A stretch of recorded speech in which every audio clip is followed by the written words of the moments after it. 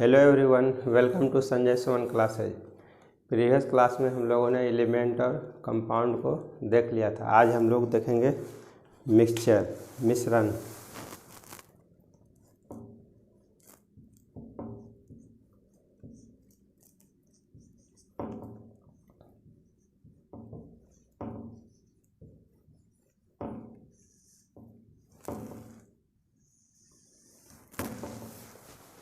मिश्रण जैसा कि नाम से ही स्पष्ट है, मिश्रण मतलब दो या दो से अधिक पदार्थ से मिलकर के बना होगा। इसमें तत्व भी हो सकता है, दो या दो से अधिक तत्व, या फिर यौगिक भी हो सकता है। तो इसको हम लोग डिफाइन करेंगे। मिश्रण वह पदार्थ है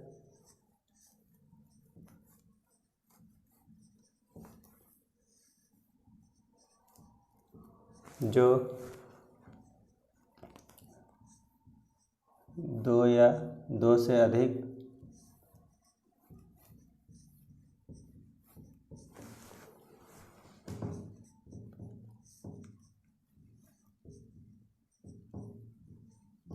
तत्वों या यौगिकों को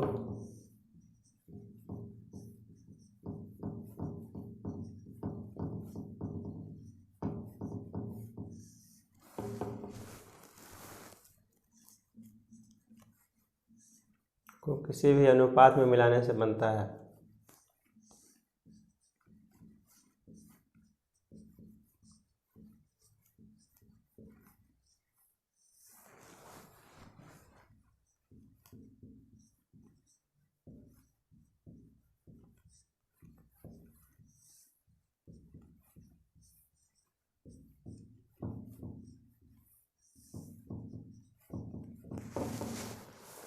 और जिसे सरल यांत्रिक विधियों द्वारा अलग किया जा सकता है।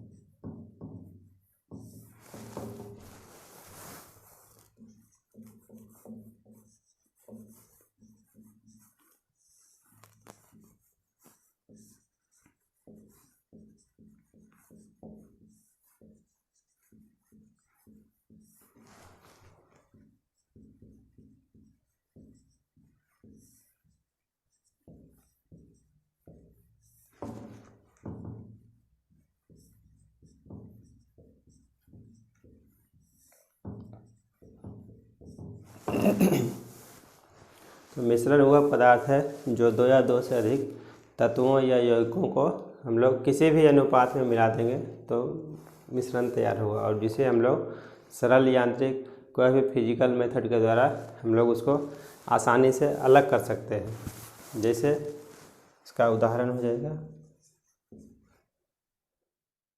वायु। वायु भी मिश्रण है।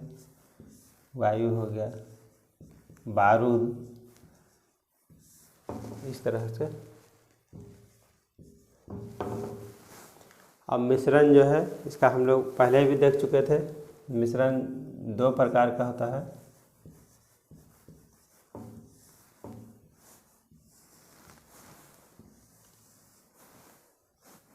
समांगी मिश्रण और विषमांगी मिश्रण।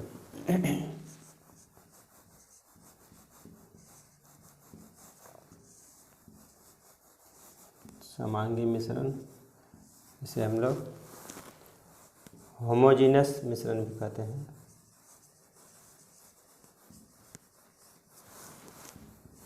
और दूसरा हो जाएगा विषमांगी मिश्रण।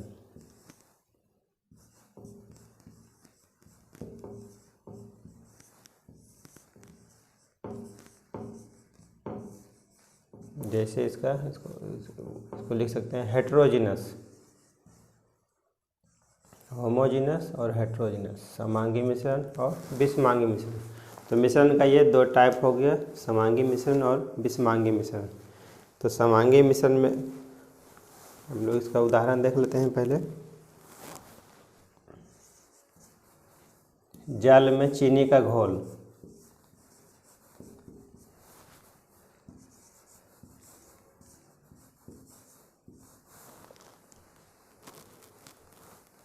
या फिर जल में नमक।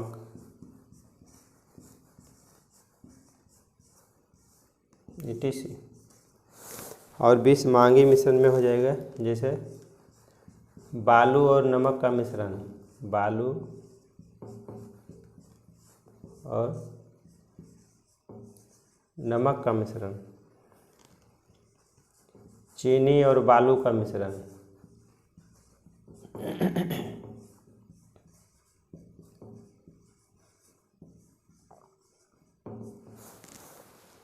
तो होमोजीनियस मिश्रण में मतलब इसको हम लोग मिलाएंगे तो एक जैसा घुल जाएगा, तो इसमें हम लोग कहेंगे इसको समांगी, एक समान। इसको लिख सकते हैं हम लोग समान संघटन इसका।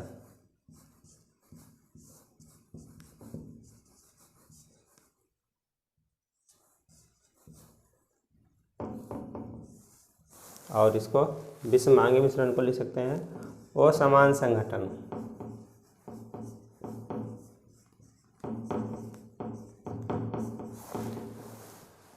तो चीनी को अगर जल में हम लोग घुला देंगे तो जो है हम लोग फिर अंतर नहीं कर पाएंगे कि उसमें चीनी कौन है और फिर जल कौन है। उसी तरह से नमक को अगर हम लोग जल में घुला देंगे तो फिर दोनों में फिर हम लोग अंतर नहीं कर पाएंगे, एक समान मतलब घुल जाएगा। तो इसको हम लोग बोलेंगे समांगी मिश्रण, मतलब इसका संघटन जो है समान संघटन हो जाएगा। विषमांगी मिश्रण मतलब हेट्रोजीनस, अलग अलग हो जाएगा। बालू को अगर नमक में मिला देंगे तो क्या हो जाएगा, दोनों को हम लोग ऊपर से, दोनों नहीं मिलेगा, ऊपर से हम लोग आसानी से अंतर कर सकते हैं कि कौन बालू है फिर कौन नमक है। उसी तरह से चीनी और बालू को अगर मिला देते हैं तो चीनी का कण को हम लोग अंतर पहचान सकते हैं और बालू के कण को भी पहचान सकते हैं।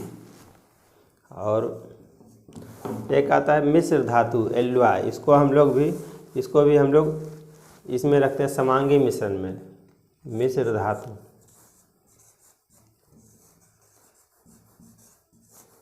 जिसको हम लोग एलुआई बोलते हैं। मिश्र धातु ये भी जो है दो या दो से अधिक तत्वों से मिल करके बना होगा और इसका जो है समानता जो है, जो इसका जिस तत्व से ये मिलकर बना होगा उससे जो है मिश्रण जो तैयार होगा उससे इसका गुण मिलता जुलता है, इसीलिए इसको हम लोग जो है इसमें रखते हैं, मिश्रण के कैटेगरी में रखते हैं। अब मिश्र धातु का कुछ उदाहरण देख लेते हैं।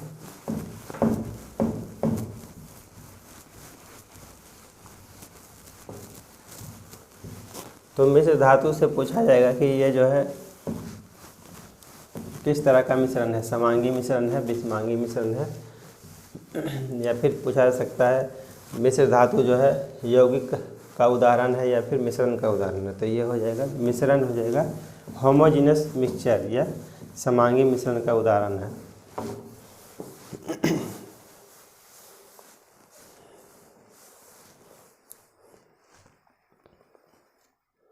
तो मिश्र धातु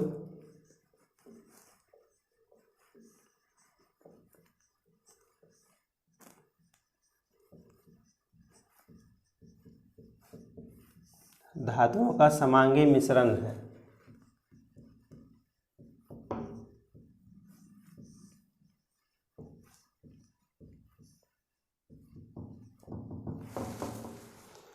तो इसका पहला एग्जाम्पल इसका हम लोग देख सकते हैं, सबसे कॉमन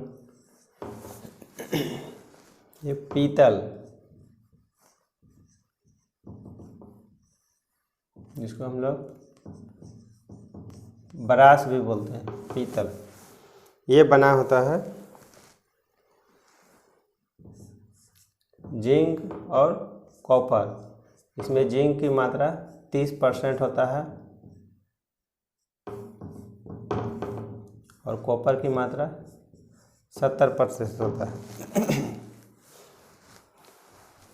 तो हम लोग मिश्र धातु क्यों बनाते हैं, मिश्र धातु बनाने का क्या पर्पस है, ये जो है ये उसको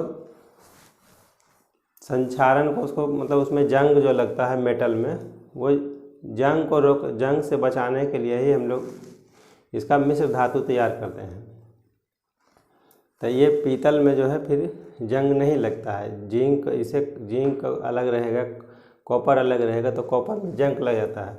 तो ये दोनों मिला करके हम लोग मिश्र धातु तैयार कर देते हैं ताकि जो है इसका क्षरण नहीं हो।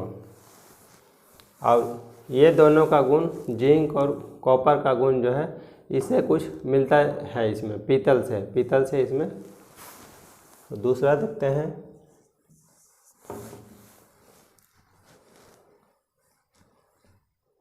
कांसा, इसको हम लोग ब्रॉन्ज बोलते हैं।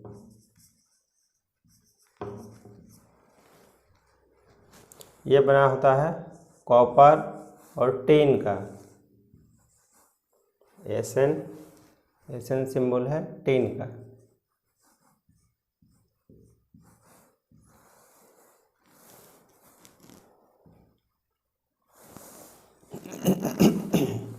कॉपर का मात्रा इसमें 88% होता है और टिन का मात्रा 12% होता है।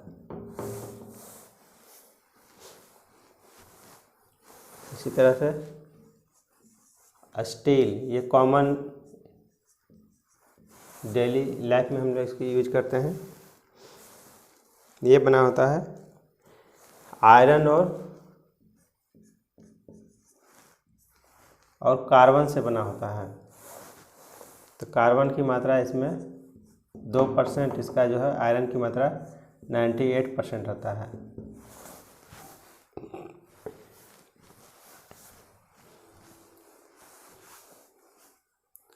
तो मेन कंपोनेंट इसमें यही रहता है, और इसमें कुछ और चेंजिंग लाने के लिए अलग से भी इसमें कुछ मेटल को इसमें ऐड किया जाता है। तो पीतल में जो है इसका जिंक और कॉपर से मिलकर बना होता है। कांसा हो गया कॉपर और टिन, SN मिलकर। स्टील जो आयरन और कॉपर से मिलकर बना होता है। ये चीज़ इसका जो कंपोजिशन जो है ये जनरल कंपटीशन में पूछा जाएगा। पीतल में जो है या ब्रास में जो है इसका केमिकल कंपोनेंट इसका क्या कौन सा है, तो ये हो जाएगा जिंक और कॉपर। उसी तरह से पूछा जाता है कांसा का जो है इसका केमिकल कंपोनेंट इसमें कौन सा होगा, स्टील का कौन होगा। इस तरह से हम लोग इसको याद रखेंगे। अब हम लोग देखते हैं मिश्रण भी आज हम लोग देख लिए, तो मिश्रण और यौगिक में अंतर देखते हैं, दोनों में क्या अंतर है। तो ये तीनों क्लियर हो जाएगा, तत्व, यौगिक और मिश्रण। तो हम लोग तत्व और यौगिक में अंतर देख चुके हैं। आज हम लोग देखते हैं मिश्रण और यौगिक में अंतर।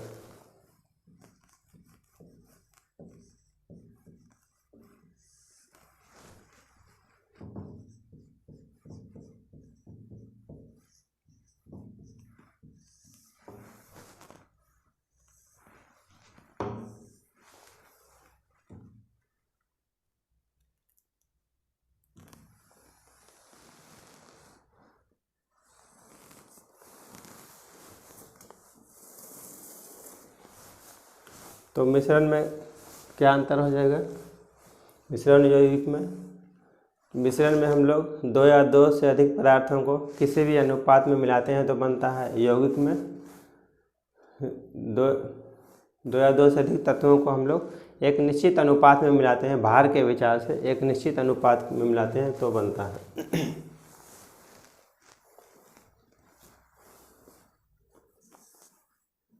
मिश्रण में हो जाएगा 2 या 2 से अधिक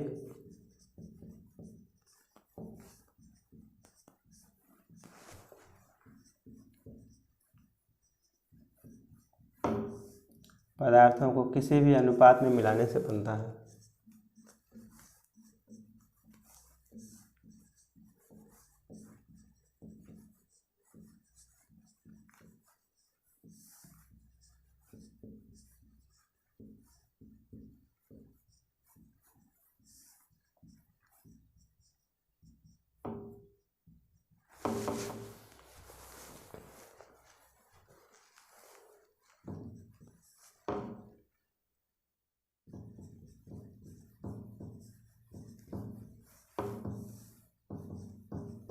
यौगिक में अवयवी तत्वों को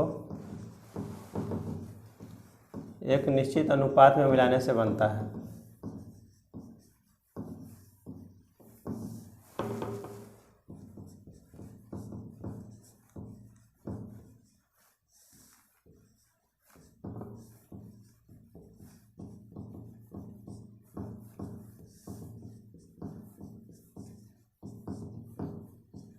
पहला अंतर हो गया, दोनों में मेन अंतर यही है।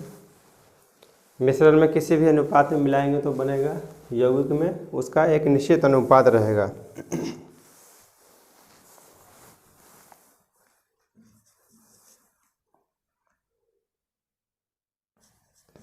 मिश्रण में अवयवी पदार्थों के गुण कायम रहते हैं।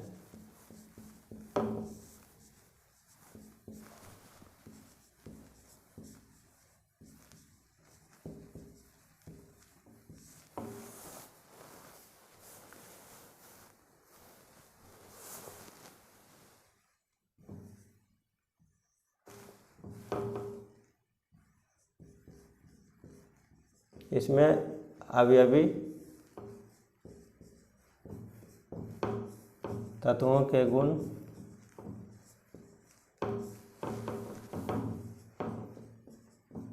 गायब हो जाते हैं।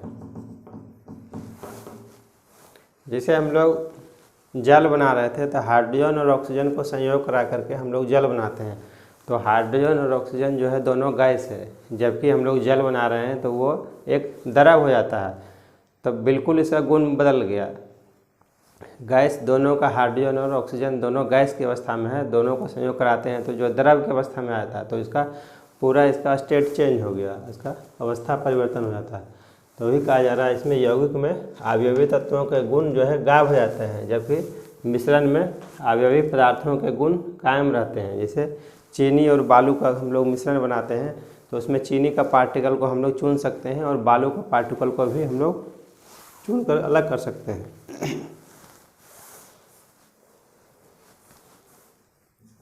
तीसरा हो गया इसके अवयवों को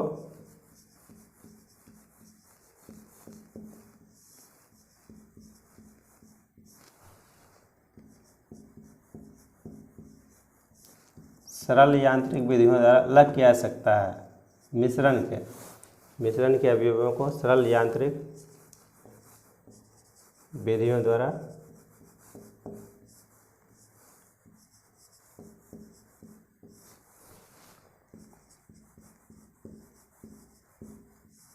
अलग किया जा सकता है।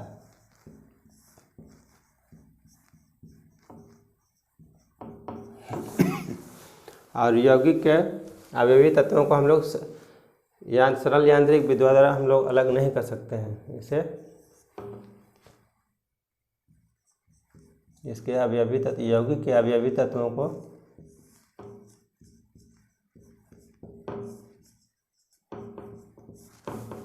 रासायनिक विधि के द्वारा अलग किया जाता है।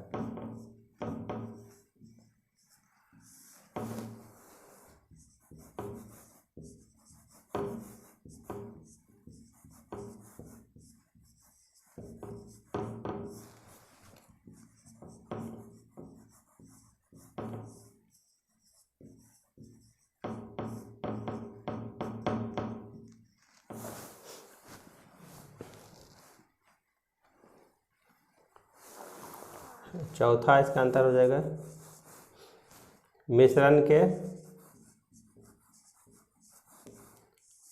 द्रवनांक और क्वथनांक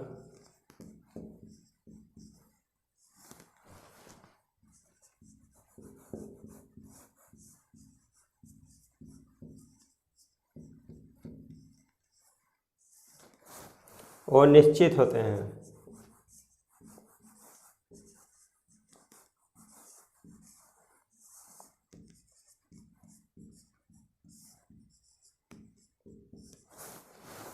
मिश्रण के द्रव्यनांक और क्वथनांक जो है वो निश्चित हो जाएगा। इसको हम लोग निर्धारित नहीं कर सकता, पहले से इसको हम लोग डिटरमाइन नहीं कर सकते हैं कि कितना होगा।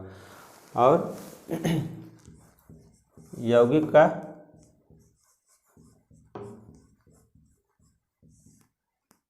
द्रव्यनांक और क्वथनांक निश्चित होता है।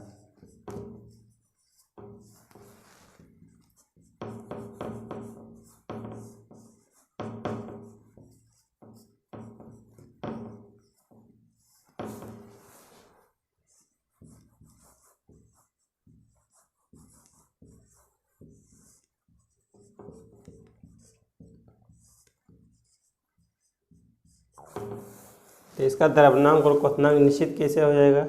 तो इसमें जो है रासायनिक परिवर्तन होता है, इसमें यौगिक में जो है रासायनिक परिवर्तन होता है, जिसके चलते जो है इसका अणु जो है फिक्स अपना शेप ग्रहण कर लेता है, जिसके चलते उसका जो है द्रव्यनांक और क्वथनांक भी इसका फिक्स हो जाता है।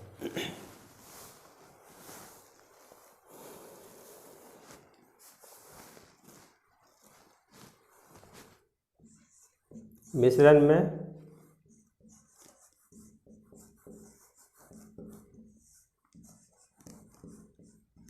दो या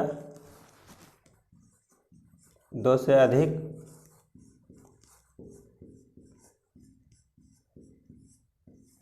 प्रकार के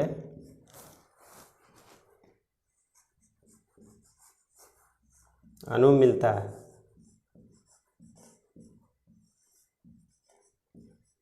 मिश्रण में दो या दो से अधिक प्रकार के अणु मिलता है।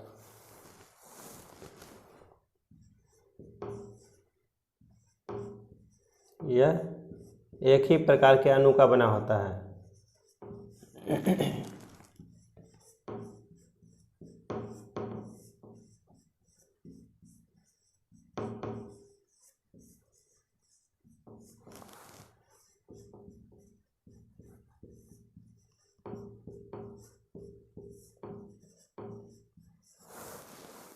तो इसमें बोला जा रहा है, तो मिश्रण और यौगिक में ये अंतर है। पहला इसमें हो जाएगा, मिश्रण में हम लोग दो या दो से अधिक प्रकार के पदार्थों को किसी भी अनुपात में मिलाएंगे तो मिश्रण बनेगा। यौगिक में अवयवी तत्वों को एक निश्चित अनुपात में मिलाते हैं तो बनता है मिश्रण। दूसरा अंतर है, अवयवी पदार्थों का गुण इसमें कायम रहता है, मतलब जो भी इसमें हम लोग तत्व या यौगिक कुछ भी अगर मिला रहे हैं तो उसमें जो है उसका गुण जो है मिश्रण तैयार होने के बाद भी उससे उसका गुण मिलता रहेगा, उसमें मिलता जुलता रहेगा। और यौगिक में अवयवी तत्वों के गुण नहीं मिलेगा। तीसरा अंतर है, इसके अवयवों को हम लोग सरल यांत्रिक विधियों द्वारा अलग किया जा सकता है। इसे उसको चाल करके, छान करके, या फिर बहुत सारा उसका यांत्रिक विधि है उसके द्वारा हम लोग अलग कर सकते हैं, जबकि यौगिक के अवयवी तत्वों को हम लोग रासायनिक विधि के द्वारा अलग कर सकते हैं। और चौथा अंतर है, मिश्रण का द्रव्यनांक और क्वथनांक जो है वो निश्चित होता है, क्योंकि इसमें रासायनिक परिवर्तन नहीं होता है, जिसके चलते वो अपना भौतिक अवस्था, उसका भौतिक गुण कायम रहता है, जिसके चलते द्रव्यनांक और क्वथनांक को हम प्री डिटरमाइन नहीं कर सकते हैं। और यौगिक में इसका द्रव्यनांक और क्वथनांक निश्चित होता है, क्योंकि इसमें रासायनिक परिवर्तन होता है, जिसके चलते इसका अणु जो है एक निश्चित आकार ग्रहण कर लेता है। और मिश्रण में इसमें दो या दो से अधिक प्रकार के अणु इसमें मिलते हैं। जैसे इसमें हम लोग चीनी को और चीनी और पानी को मिलाएंगे दोनों को, तो इसमें चीनी का भी अणु मिलेगा जो है, और पानी का भी अणु मिलेगा, दोनों का अणु। या तो फिर इसमें चीनी या फिर बालू को अगर मिलाते हैं तो इसमें चीनी का अणु अलग रहेगा और बालू का अणु भी अलग रहेगा, इसका दोनों का अस्तित्व तो अलग अलग रहेगा। तो इसमें दो प्रकार के अणु मिलेगा।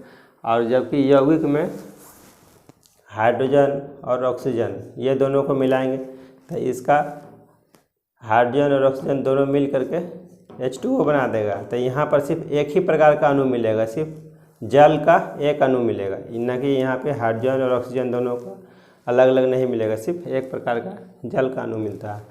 इस तरह से हम लोगों ने तत्व, यौगिक और मिश्रण ये तीनों आज हम लोग पूरा कंप्लीट कर लिए। मैटर चैप्टर आज पूरा खत्म हो गया। आगे हम लोग देखते हैं नेक्स्ट क्लास में। Thank you for watching.